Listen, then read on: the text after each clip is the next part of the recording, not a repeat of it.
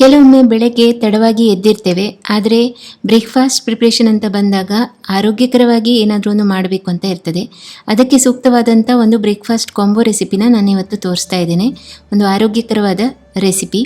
ಬನ್ನಿ ಹೇಗೆ ಅಂತ ನೋಡೋಣ. ನಮಸ್ಕಾರ, ಅಂಬಿಕಾ ಶೆಟ್ಟೀಸ್ ಕಿಚನ್ ಕನ್ನಡ ಚಾನಲ್ಗೆ ತಮಗೆಲ್ಲರಿಗೂ ಪ್ರೀತಿಯ ಸ್ವಾಗತ. ಇಲ್ಲಿ ಒಂದು ಪಾತ್ರೆಯಲ್ಲಿ 1 ಕಪ್ ಜೋಳದ ಹಿಟ್ಟು ತಗೊಂಡಿದ್ದೇನೆ.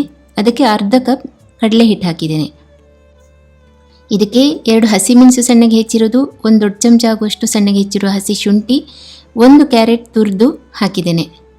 ಹಾಗೆಯೇ ಅರ್ಧ ಚಮಚ ಉಪ್ಪು ಹಾಕಿದ್ದೇನೆ. ಮತ್ತು ನಿಮ್ಗೆ ಇಷ್ಟವಾದ ಇಂಗ್ರೀಡಿಯೆಂಟ್ಸ್ನ ಇಲ್ಲಿ ಹಾಕ್ಕೊಳ್ಬೋದು.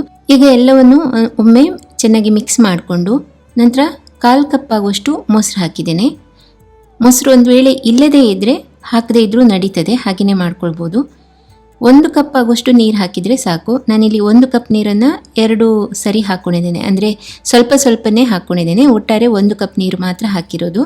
ಹಿಟ್ಟು ಸ್ವಲ್ಪ ದಪ್ಪ ಸ್ಥಿರತೆಯಲ್ಲೇ ಇರಲಿ, ಗಟ್ಟಿ ಸ್ಥಿರತೆಯಲ್ಲಿ, ತುಂಬ ನೀರಾಗಿ ಮಾಡ್ಕೊಳ್ಳೋದು ಬೇಡ. ಈ ರೀತಿ ಸೆಮಿ ಥಿಕ್ ಬ್ಯಾಟರ್ ಮಾಡ್ಕೊಳ್ಬೇಕು. ಈ ಹಿಟ್ಟನ್ನು ಕಲಸಿ ಸ್ವಲ್ಪ ಹೊತ್ತು ಹಾಗೆ ಬಿಟ್ಬಿಡೋಣ. ಅಷ್ಟರಲ್ಲಿ ನಾವು ಚಟ್ನಿ ಮಾಡ್ಕೊಳ್ಬೋದು. ಚಟ್ನಿನೂ ಅಷ್ಟೇ ಕ್ವಿಕ್ಕಾಗಿ ಆಗುವಂಥದ್ದು. ಒಂದು 15 ನಿಮಿಷ ಹಿಟ್ಟು ಆ ಕಡೆ ಇಟ್ಟರೆ ಚಟ್ನಿ ಮಾಡ್ಕೊಳ್ಬೋದು. 6 ರಿಂದ 7 ಒಣಮೆಣಸಿನಕಾಯಿ, 14 ರಿಂದ 15 ಬೆಳ್ಳುಳ್ಳಿ ಎಸ್ಲು, 1 ಇಂಚು ಗಾತ್ರದ ಹಸಿ ಶುಂಠಿ, 3 ಟೊಮ್ಯಾಟೊ ದೊಡ್ಡದಾಗಿ ಹೆಚ್ಚಿರೋದು, ಅರ್ಧ ಚಮಚ ಉಪ್ಪು, ನಾನು ಕಲ್ಲುಪ್ಪು ಉಪಯೋಗಿಸಿದ್ದೇನೆ. ಇಲ್ಲಿ ಬರೀ 1 ಅಥವಾ 2 ಚಮಚ, ದೊಡ್ಡ ಚಮಚ ಆಗುವಷ್ಟು ನೀರು. ಇವೆಷ್ಟನ್ನು ಕುಕ್ಕರಿಗೆ ಹಾಕಿ ಕುಕ್ಕರ್ ಮುಚ್ಚಳನ ಮುಚ್ಚಿ ಕುಕ್ಕರ್ನಲ್ಲಿ ಬೇಯಿಸ್ಕೊಳ್ಬೇಕು. 3 ವಿಷಲ್ ಬಂದರೆ ಸಾಕು. ದೊಡ್ಡ ಉರಿಯಲ್ಲಿ ಬೇಗನೆ ಬರ್ತದೆ ಇದು 3 ವಿಷಲ್.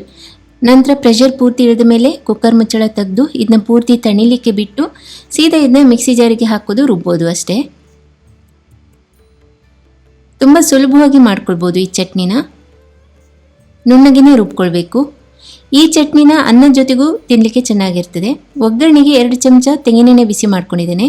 ಅರ್ಧ ಚಮಚ ಸಾಸಿವೆ ಸಿಡಿದ ಮೇಲೆ ಒಂದು 8-10 ಕರಿಬೇವಿನ ಎಲೆ, 1 ದೊಡ್ಡ ಚಮಚ ಆಗುವಷ್ಟು ಉದ್ದಿನಬೇಳೆ ಹಾಕಿ ಚೆನ್ನಾಗಿ ಹುರಿದು ಮಾಡಿ ಇಟ್ಕೊಂಡಿರೋ ಚಟ್ನಿ ಹಾಕ್ಕೊಂಡ್ರೆ ಆಯಿತು. ಎಷ್ಟು ಕಲರ್ಫುಲ್ಲಾಗಿ ಕಾಣ್ತಾ ಇದೆ ನೋಡಿ ಚಟ್ನಿ. ಇದು ಅನ್ನಕ್ಕೆ, ರೊಟ್ಟಿಗೆ, ಚಪಾತಿಗೆ, ಹಾಗೆಯೇ ದೋಸೆ ಮತ್ತು ಇಡ್ಲಿ ಎಲ್ಲದಕ್ಕೂ ಸೂಕ್ತವಾಗಿರ್ತದೆ. ಚೆನ್ನಾಗಿ ಮಿಕ್ಸ್ ಮಾಡಿ 2 ನಿಮಿಷ ಸಣ್ಣ ಉರಿಯಲ್ಲಿ ಹಾಗೆ ಬಿಟ್ಟುಬಿಡಿ. ಚಟ್ನಿ ರೆಡಿ ಆಗ್ತದೆ. ಚಿಲ್ಲಿ ಟೊಮ್ಯಾಟೊ ಚಟ್ನಿ, ಇದು ಕೂಡ ಆರೋಗ್ಯಕರ ರೀತಿಯಲ್ಲಿ ಮಾಡಿರುವಂಥದ್ದು. ಚಟ್ನಿ ರೆಡಿ ಆಯಿತು. ಈಗ ನಾವು ದೋಸೆ ಹಿಟ್ಟನ್ನು ಕಲಸಿಟ್ಕೊಂಡಿದ್ವಲ್ಲ, ದೋಸೆ ಮಾಡ್ಕೊಳ್ಳೋಣ. ಒಮ್ಮೆ ಚೆನ್ನಾಗಿ ಮುಚ್ಕೊಳ್ಬೇಕು ದೋಸೆ ಹಿಟ್ಟನ್ನು. ಅದಾದಮೇಲೆ ನಾವು ನಾರ್ಮಲಾಗಿ ಹೇಗೆ ದೋಸೆ ಮಾಡ್ತೇವೆ ಅದೇ ರೀತಿ ಮಾಡ್ಕೊಳ್ಬೇಕು. ನಾನು ಆಗಲೇ ಹೇಳಿದೆ ತುಂಬ ತೆಳ್ಳಗೆ ಮಾಡೋದು ಬೇಡ ಹಿಟ್ಟನ್ನು ಅಂತ, ಯಾಕಂದರೆ ಈ ಥರ ದೋಸೆ ಮಾಡಬೇಕು ನಾವು. ಹಾಗಾಗಿ ಮೇಲ್ಗಡೆ 1 ಚಮಚ ತುಪ್ಪ ಹಾಕಿ ಕಾಯಿಸಿದರೆ ರುಚಿಯಾಗಿರ್ತದೆ ಎಣ್ಣೆಗಿಂತ. ಮಧ್ಯಮ ಉರಿಯಲ್ಲಿ ಕಾಯಿಸ್ಕೊಳ್ಬೇಕು. ಇದು ಜೋಳದ ಹಿಟ್ಟು ಬೇರೆ ಹಿಟ್ಟಿನಲ್ಲಿ ಮಾಡಿದ ದೋಸೆಗಿಂತ ರುಚಿ ಸ್ವಲ್ಪ ಕಡಿಮೆ ಆದರೂ ಆರೋಗ್ಯಕರವಾದಂಥ ಒಂದು ದೋಸೆ ಇದು. ನೀವು ಮಾಡಿ ನೋಡಿ. ಇದಕ್ಕೆ ನಿಮಗೆ ಇಷ್ಟವಾದ ಯಾವುದೇ ತರಕಾರಿನ ತುರಿದು ಅಥವಾ ಸಣ್ಣಗೆ ಹೆಚ್ಚಿ ಹಾಕ್ಬೋದು. ರುಚಿಯಾದ ದೋಸೆ ಇದು. ನಾನು ಕಡಲೆ ಉಸ್ಲಿ ಮಾಡಿದ್ದು ಇತ್ತು, ಹಾಗಾಗಿ ಅದನ್ನು ಹಾಕಿದ್ದೇನೆ. ರುಚಿಯಾದ ದೋಸೆ ಚಿಲ್ಲಿ ಟೊಮ್ಯಾಟೊ ಚಟ್ನಿ ಜೊತೆ ರೆಡಿಯಾಗಿದೆ. ಥಟ್ಟನೆ ರೆಡಿ ಆಗ್ತದೆ.